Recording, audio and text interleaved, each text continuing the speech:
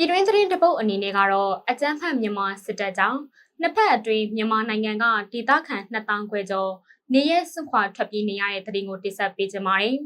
။ပြီးခဲ့တဲ့နှစ်ပတ်တာကာလအတွင်းအာဏာသိမ်းအကြမ်းဖက်မြန်မာစစ်တပ်ရဲ့လက်နက်ကြီးနဲ့ပစ်ခတ်မှုနဲ့မိရှို့ဖျက်ဆီးမှုတွေကြောင့်စကိုင်းမကွေးတနင်္သာရီနဲ့ကရင်ပြည်နယ်တွေကဒေသခံပြည်သူ2000ခွဲကျော်နေရဲစွန့်ခွာပြီးဘေးလွတ်ရာသို့ထွက်ပြေးတိမ်းရှောင်နေကြရတယ်လို့ BNI မြန်မာပြည်မော်နီတာရဲ့မှတ်တမ်းတွေရသိရပါတယ်။ပြီးခဲ့တဲ့ဧပြီလ23ရက်နေ့ကနေမေလ6ရက်နေ့အထိနှစ်ပတ်အတွင်းနှစ်ဖက်တိုက်ပွဲတွေအပြင်